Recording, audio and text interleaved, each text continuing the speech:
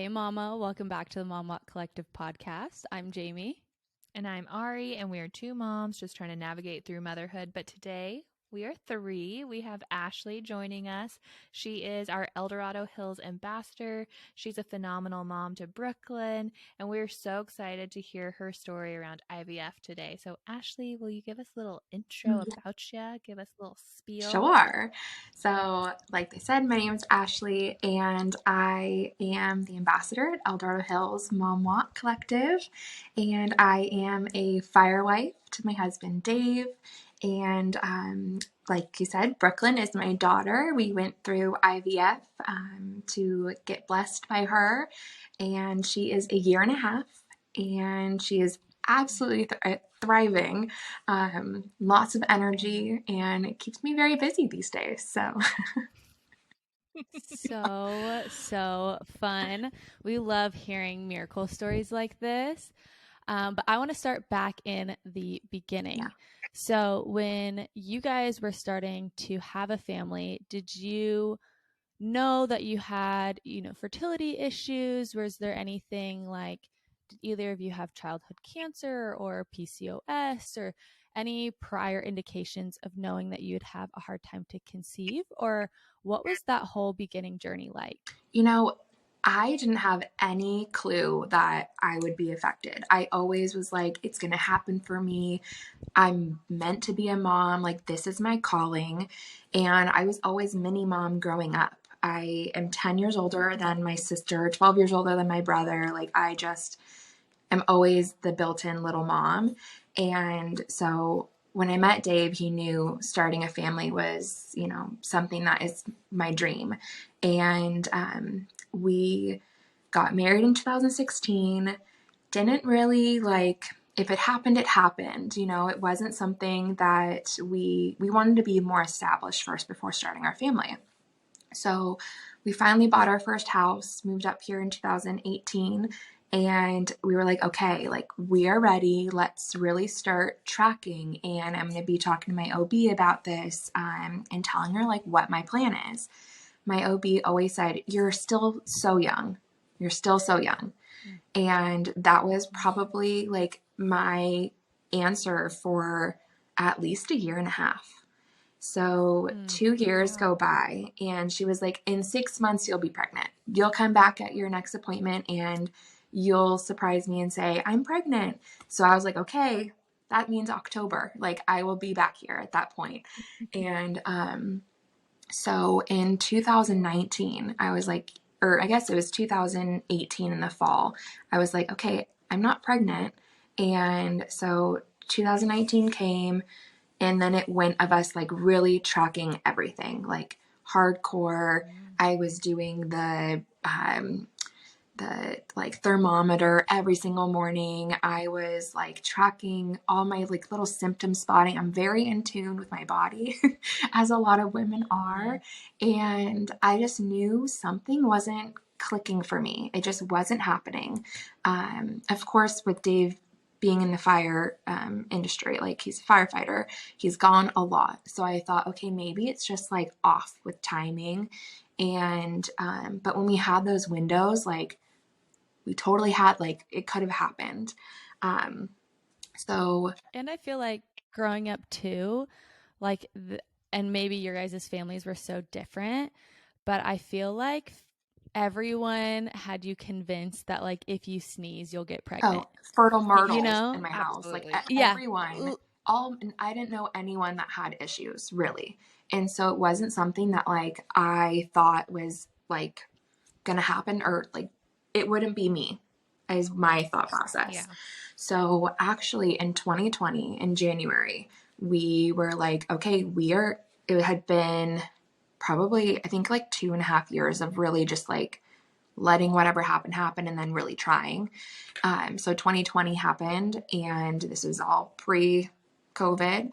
I started doing IUIs, and luckily fertility doctors stayed open during all the shutdowns and stuff. Obviously things got a lot more regulated, but we just started trying, and we had 4 failed IUIs from January through May. And I, Wait, sorry to yeah, interrupt you, but I don't actually know what an IUI so is. it's a intrauterine insemination. So Oh, it's okay. like, I didn't know that was yeah, the term, the term for sorry. it. Yeah. And that's something that, like, when I talk about it, it's, if you don't like go through the process yourself, it's really hard to understand everything that, a woman can go through with it all. But I just kind of had, I don't know, I just wasn't feeling like it was working for me. It just wasn't, I don't know, it just didn't feel right. So come May, I was like super depressed. It was probably the lowest low of like nonstop negative tests, and or like starting my period like before I could find out, or and it's just like Mm, defeat. I just mm, felt so defeated. I wasn't telling people what I was going through, and mm, I just felt super alone. And come May, I was like, okay, I need to make a change. I need to get out of whatever I'm doing because I'm not me anymore. And so I really stepped away, worked on myself, and we had our appointment with a different doctor, a different fertility clinic in August, went to them, felt right at home. My husband and I looked at each other and were like, this is going to happen. And the mm. doctor said, like, there's nothing wrong with you medically. It's all Wow. unexplained infertility. I have had all the tests possible. My husband's had been tested. It just was crazy. It just wasn't working.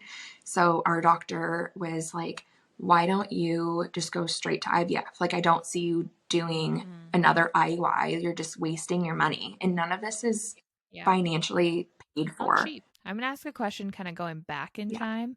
Because I'm just weird like this. When you guys were trying and he's in the firehouse, so I'm assuming he's in the firehouse probably 72 hours at a time. Yeah. If you hit like your fertile window where you like get home right now for like, an hour, or did you guys just have to miss that Oh, I window for wish. those first few He years? works 2.5 hours away. Oh, And he Wow. stays the night, like they stay the yeah. night for shifts. He can't just leave. So that was out. And he really Oh, was like, wow. so it really like did not work with us trying. It just wasn't in, you know, the calendar dates are like, come on, I need to sync up with his schedule. Exactly, exactly. That's why I was questioning because when I tracked myself with like the thermometer Mhm. and with the Glow app, and I like knew exactly when I was going to be Yeah. fertile. So I was like, we're doing it on this day, and this day. No getting away with it. Mhm. And I think also that led me to having twins, but that's a story for another time. Oh my gosh, so Yeah, well, and funny. that's why it was so weird that the IUIs weren't working because it wasn't Yeah. him. Like it wasn't a factor anymore. We like canceled that out. So that was just weird that, you know, we had a doctor physically helping us to do that. So It's so strange to me that people like go through IUIs so many times when I haven't heard a successful IUI. Like if you guys have had a successful IUI, people listening, please let us know because I feel like they make you go through so many rounds and it is it's expensive. Like expensive. I don't know if Like, you're comfortable you sharing, get dosed up on but I'm medication. Like it's a lot for your body to go through. Very yeah, stressful cuz process. it I one of my friends was actually having fertility issues, and so they went through 2 or 3 rounds of IUI before they did Mhm. IVF, and she was in like support groups while she was going through it, and people were like up to spending like forty thousand Yeah, dollars on it, and it's like that could be a child's education or something before you even get to IVF, you totally. know? We had So the only thing that was covered by our insurance was our initial like visit or consultation. So that was like great. And that was $300 to just go talk to a doctor and for them to like find out what your name is and send you to go get a bunch of testing done. Um, so yeah, and it's thousands of dollars each. I think each of them came out like with medication to 2,500 to 4 grand, just depending on, um, I think it depends on your doctor, and then, you go into being told, okay, IVF is your next option. And you're like, oh. mm, So, and that's why my doctor was like, there's no reason to waste another $4,000 if you're going to go right into IVF anyways. Like, let's just get it done and get you pregnant, basically was his mentality. Yeah. And so Dave and I were like, yeah, we're going to get pregnant. Like, get her done. Like, let's just go straight for it. So, Oh, So what okay. is So then the then, process? Oh, no, go yeah, for it, Jamie. I want to hear like what is like how I want to know. I have so many questions with it. Um First, like tell us what's the process leading up to it, and then two, I want to know how like mentally where you're at, because you were talking about, okay, first just trying naturally, it was really sending you into a hard emotional state. yeah, Now you've had a few of the failed um, attempts, and now like you're here of like, are you hopeful for IVF? You're like, oh my gosh, we're getting pregnant, this doctor can see us. Or is it still the like, I don't know? And does your mind start to wander? Like, did you guys ever start to wander towards adoption? Or like, I know a lot of people start to essentially like just go and almost give up on yeah, or like it's themselves not in this hard. process Yeah, and everything. Yeah, can you speak to like where you were at mentally with that, totally. and then can you also give a little um just like realistic to kind of make other moms who might have been going through this, who may have had these feelings or anything like that, like if there's anything you can normalize in Yeah, that, because I feel like that's where a lot of moms isolate, like you said, they like yeah, restrict, because after so many failed attempts they stop telling mhm, people, because they're like, I just get asked all the time and they're texting me and they're yeah, wondering, and like I'm already discouraged with just the results, let alone now having to tell yeah. people. So, could you speak a little bit about like just mentally, or what were the internal thoughts going? And then how did you mentally prepare yourself to go into the first round of IVF? Sure. So when we had gone through that fourth failed IUI, I was at my lowest point. I was so sick and tired of seeing negative pregnancy tests. I hadn't seen one in almost 2 years. Like, I haven't seen anything positive in 2 years.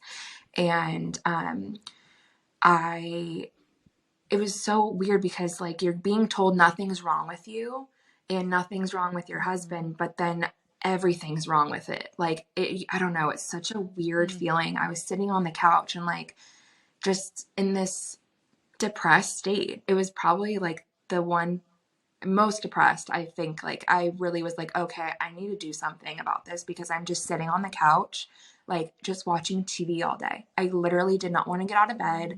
I struggled to like want to do better for myself, which I feel like I sat there one day, I texted my husband, it was in June, and I said, if I want to be a great mom, if I want to have like a loving home for a baby to come into, I need to be my best self.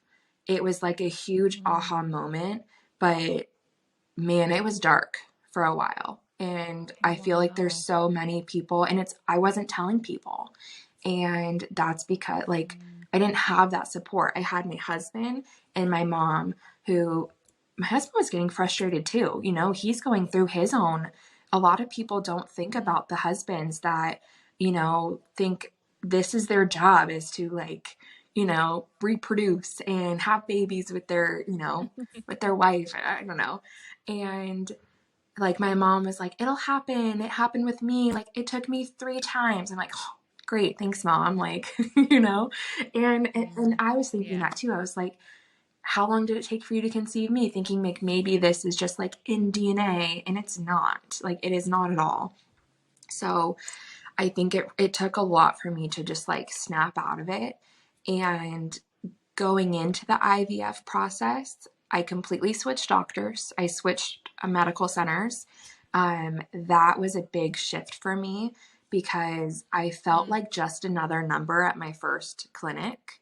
Um, Mm. when he called me by the wrong name, that Oh. was like a light bulb. And I was like, oh no, you know, like You're that's a like, are big, you gonna put the right egg bad inside of me? sign. Jesus.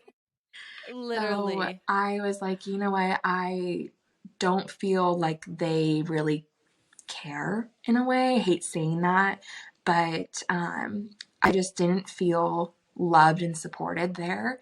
And when we had our consultation with the new clinic, like I said, Dave and I walked out and we were like, we're having a baby. Like, we're doing this. Like, there's no, Oh, It's so and I think good. it's just because like you go into there and he was straightforward. He didn't like sugarcoat anything. sugarcoat Yeah. it. And that's what I needed to hear from a doctor too. So I think that a big mental shift was just finding another clinic that felt right with me. I felt home there. Um, I still feel like I'm at home there. And going into that process, it's a long process. A lot of people don't realize that when you have your consultation, which you can wait months for a consultation. I have a friend who waited like 3 to 4 months Wow. just to talk to a doctor. And then Wow. they put you on birth control for a month. They all have different protocols as far as how Oh, they wow. kind of set you up. But overall, the whole process took about 4 months because you'll be like set to basically get your body on track to have a normal period, like a normal cycle is what they want to see first. They Mm-hmm. will do ultrasounds to just make sure like that your lining is getting thick, your uterine lining is thickening at the same time that your follicles are supposed to be growing. And I think that that was my issues. Like they were off. Like my lining wasn't thick enough when my follicles were ready. And so I basically they put me on like the birth control for a month, and then you go into your egg retrieval cycle because they need all the eggs to make all the babies. So um, Yeah.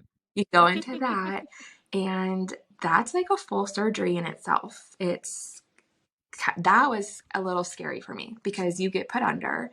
You Yeah, Really? you're like put down and you Wow. get put under, and I mean the it's literally a 5 minute procedure, but it feels like an entire day because you're like loopy and um yeah, And all the prep to go in. But wait, you skipped like one of the big parts of IVF is all okay, the yes. shots that you have to give That's yourself. part of Like were egg retrieval. you Yeah. That yeah, because you have to do like 3 shots a day, right? at night, yeah. So I would do like oral medication during the day, and then which is like makes you a little crazy hormonal wise. And then we would do shots at night. And thank goodness my husband, being Mm-hmm. a paramedic firefighter, trusted him. He got it done. My mom's a nurse. So if he wasn't home, I would go to my mom's house and she would give me my shots. And um, it was just, everyone was like, I don't know. It's so weird thinking that you're going through like all this medication, but you feel so supported because they're the ones that are like giving you the shot. I don't know. It just felt like it bonded us Oh. more, my husband and I specifically, Mm. because it was something that he could do to support me and something that he could do to Wow. help with the process, I guess, be a part of it. That's so So it's beautiful. crazy to think that Yeah. that's like romantic or like something, you know? You know, there's It always a silver lining, and it's always the perspective that you Yeah. take on things because, Yeah. some people could see like, I have to inject myself 3 times like a day or whatever it is. And they could just see it as a terrible thing. But I also know with IVF, usually it's seen as like a blessing. Like I get to do this because there's something else on the other Yeah. side. Modern medicine, Um, okay, so you amazing. did the Like I have a whole new, I don't know, perspective on it. It's amazing. But what were you saying? Sorry, I interrupted. So um oh no, I don't think so at all. But and maybe since you were in the little bit of the bliss, but I hear some people are a little afraid of, not afraid, but like all of the medication does just like make you feel not ill, but like you said, like Oh, your hormones are crazy now and you're having like you're getting pregnancy symptoms of like morning sickness and nausea and all that type of stuff leading up. Did you experience any of that? Um, or was your kind of process of like the medication up to the egg retrieval pretty Um, good? I would say I got super bloated from because they're like overstimulating your ovaries because they want as many eggs as possible produced. So I definitely was bloated. Like it looked like I was like 4 months pregnant. Like I had a tummy. And I think that like obviously like the hormone they all are jacked up with hormones, but the pills that you take like the first 5 days, it's called letrozole, and that is what's supposed to kind of make your hormones go crazy. So Dave and I agreed. We were like, okay, whatever I say, it's like you can't come at me for it because it's the pills. You're like, it's Yeah, not me, it's the pills, I promise. I'm pretty sure letrozole you can get even if you aren't doing IVF, possibly. and some women will do it. I'm pretty sure. They do that with I like think my doctor thought I was on it. Clomid.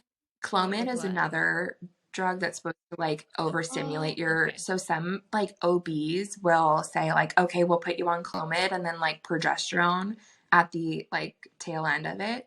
And that's supposed to like help you just to have like a medically assisted, even if you're naturally trying at home. But I got to skip over all that.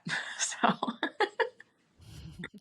Yeah, I just remember the doctor or my ultrasound tech saying like, "Oh, you weren't on the medication to like make you have twins." I was like, "No, that who is, yeah, does no, that?" they say like you have a very high chance of having twins when you're on a stimulated um, medication like that.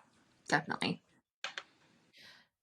So when you did the transfer, did you guys transfer one egg or did you guys transfer two eggs? Because I know some clinics are changing their Yeah. policies because most IVF is like so good now that You should only need they're one. getting pregnant with Yeah. They multiples. transferred only one embryo.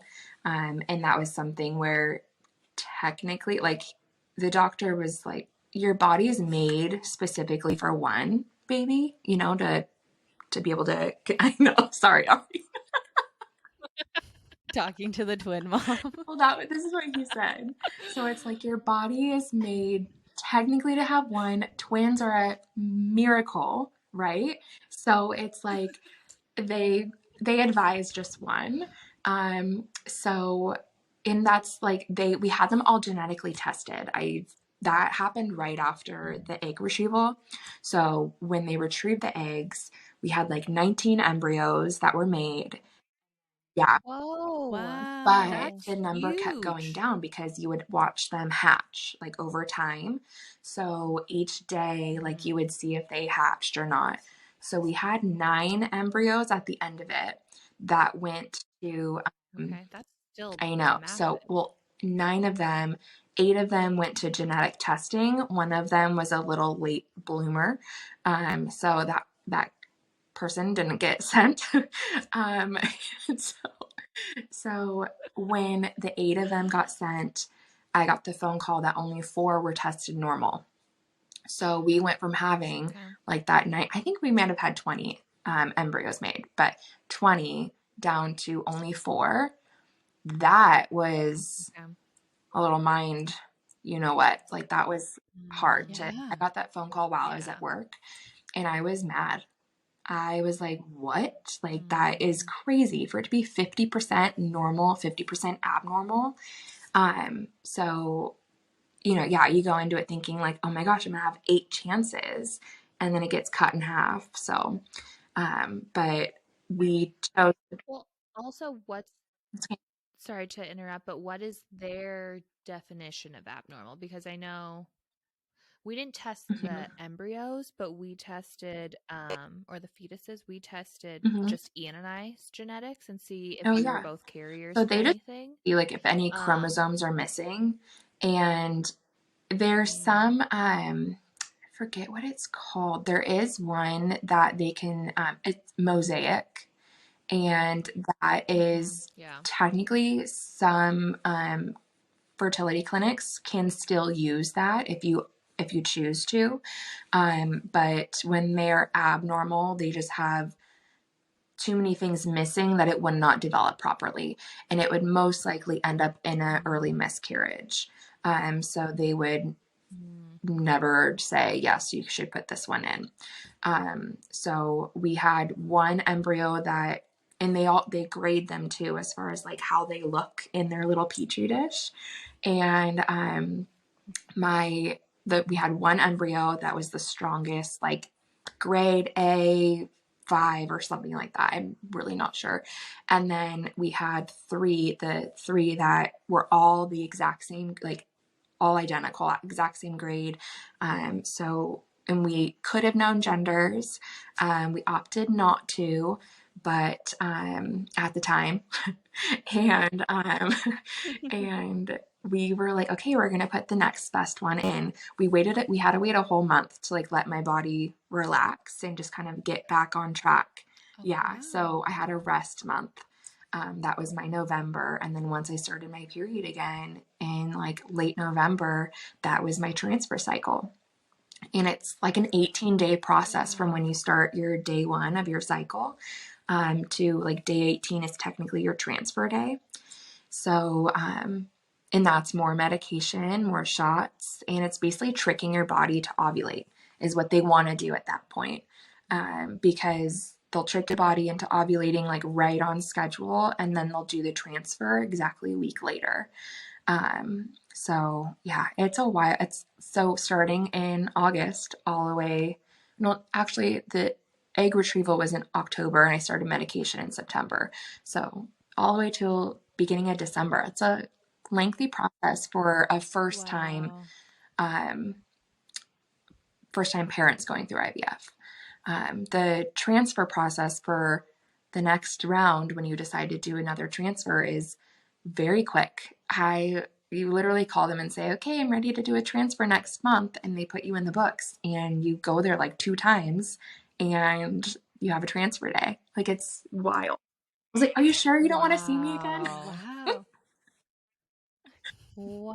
So Wow. they keep those Yeah. other 3 Yeah, then were frozen. Yeah, kept, at the correct? center. So, and what's so when we did find Wow. out that we were pregnant with my daughter Brooklyn, you go back in multiple times because you're considered high risk. They want to watch the development of the baby, the embryo still at the time. And it was like my 9-week appointment, and they were like, okay, like we're not going to see you again. Like next time we see you would be for another follow-up for next round. And I was like, I'm not coming back anymore. And he was like, oh no, we'll see you. Your babies are here. Oh. I lost it. Absolutely lost Oh. it. And Oh. that's when I knew too. I was like, Oh. this place is the right, like, yeah, Made the totally. right Yeah. It's decision. funny because I think that a lot of moms will, if they've gone to the center, the wallpaper on the wall, I take a picture of it every time I'm in there. Like it makes you like calm. I don't know what it is. I love their wallpaper. And I know friends that have gone there too, and they say the exact same thing. And even before I knew them, they said the same thing about their wallpaper. Wait, Wow. does it say No, it's something just on like it or is it just blue like a and like pattern? wavy. I don't know. It's pretty. I know. I'm I'll gonna show see a you picture guys. of It's it. just calming. You like sit there and you're like, okay, Yeah. this is where I should be. So yeah, crazy going Oh, from Wow. like such a okay. low state in infertility and then just seeing the light at the end of the tunnel. I think like you get to a point where like, okay, Yeah. I can do this. And I think like moms really need to know that there is that light at the end of the tunnel. And babies are a miracle. For you to get pregnant on your own, there's like one window for you to make it Mhm. happen. So for all of those moms out Mhm. there that are, either struggling with it or get pregnant in that window, it's possible and it's gonna yeah, it's pretty amazing when it happens. So Okay, well, you're Wow. leading me to my next thought to wrap this episode up. Okay, for moms currently going through an infertility journey, what words of encouragement would you share with them? so like I was saying, it's just there's a light at the end of the tunnel. And for me, the best medicine was talking to people. And I know not everyone's open about their journey. I have been through 3 transfers now. My first one with Brooklyn. My second one was a field transfer back in August. And I didn't tell anyone. And that was my biggest regret because I needed that support. For me, sorry, I get choked up. Um, I I love talking about it because it makes it feel real and it makes it feel like this is going to happen. I'm putting it out there in the universe. And I've never been a huge believer of that until I saw it happen for me. And seeing that people wanted to love me and support me through it was huge. You know, I was sharing it on my Instagram. And when I didn't share it and it didn't happen, which it's a possibility, you know, and I didn't even think that it could be, sadly enough, and it didn't happen, I had no one to lean on. So those people that are there in your life, they want to support you. They want to hold your hand, whether it's celebrating or whether it's crying and getting you up to move on and go on to the next one. So that would be personally my biggest piece of advice is that talk to people. They want to love you and they want to support you. Yeah. Absolutely. Okay, and then second question. What were words that friends going along the journey with you said that comforted you and gave you support? Because I think there's some friends that maybe just don't know what to say. And they don't want to overstep, or maybe you just did a transfer and they don't want to ask because, Yeah. or maybe they do ask and then it, is a little sensitive. So what are some tips for friends that are I that's think going through that it? it's Yeah. just a matter of saying, I'm thinking of you, or is there anything I can do for you? How did your appointment go today? That's something that's a huge, or when is your next appointment? Just showing that you're interested in the process is big. You don't have to ask, how are you? Because sometimes, you never know. That's a scary question to ask sometimes because you're afraid, of opening up a door where maybe they're having a really bad day. And maybe they just want to talk about their next appointment that they're going to get to. Or, I would just say, be interested in the journey because, as I've explained, it's a lengthy one and it's different for everyone. So not everyone's going to have that same journey as me or the same protocol with their doctors, but just showing that you love them and support them. And a simple, I'm thinking of you goes a long way. Even if they just say thank you back, it puts a smile on their face, I promise. So, yeah. Of course. Thank you so much. Seriously, I want to do a second episode because I have so much. These are the conversations that I'm so fascinated on and in motherhood and in pregnancy, and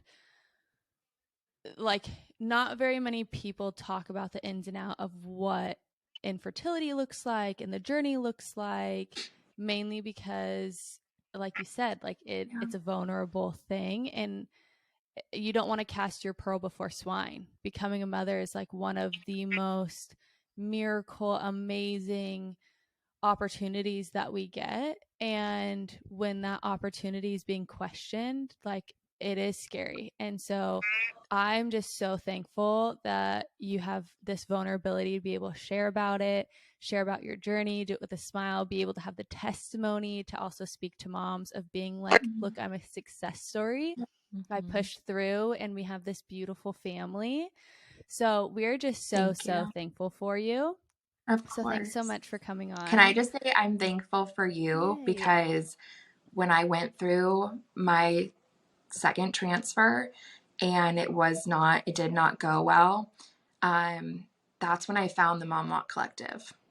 That is when I found my friends that are here with me through my third transfer, and they showed up at my door with a basket of goodies, getting me ready for my transfer.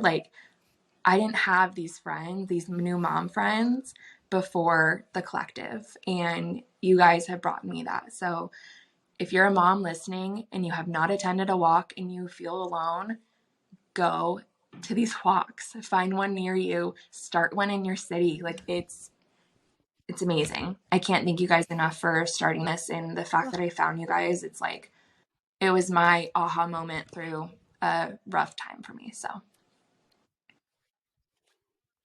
Gosh, that yeah. literally, thanks for saying that. It's just so thankful for moms like you and who've just taken the servanthood for your own city to make this accessible. I know I started this when I started it selfishly of like, I need friends. And I was going through my divorce and I had no mom friends and I had only a few opinions in my life. And I was like, I need more. Um, so just I'm just so thankful that you've caught the vision and have done it and are crushing it in your area. So this, I know I say that it's cringy and we're going to keep it cringy because as you guys can hear, it's making an impact, but we want to continue to make the impact. So if you guys could please like, share, comment, subscribe, all the, all the things that you hear. We want as many moms to have a miracle moment as possible. So if it's just getting access first virtually, we hope to do that. Again, if you guys have not attended a walk, get your booty to a walk. Go to the momwalkcollective.com, type in your zip code. You'll find the walk closest to you. If there isn't a walk close to you, please fill out the ambassador form. And on the first of every month, we will contact you and we'll walk you through the ambassador program. We will set you up on how to do everything. We now have created an onboarding system. Ashley, you were probably there when I was trying to figure everything out, brought Ari and Ian on. So we're a lot more. We got everything in place and have it very organized for you guys. So you'll be able to just step in and we'll get you guys going. Other than that, we have, if you're located in Southern California, we have a mother's market that's coming April 22nd. It's going to be at Freelance Coffee Project in Newport Beach. And we have close to 20 vendors, all focused around motherhood, from diaper companies to formula companies, stroller companies, and everything in between. And we would love to get you guys out there. Other than that, Ari, anything else? Thank you so much, Ashley, for sharing your story vulnerably and just shedding light on this whole infertility journey that you went through. And we are so excited to hear the results of your transfer, but we're respecting boundaries. So we're going to let you share with the world. And we love you guys. Thank you so much for listening. We'll see you next time. We love you, Mama.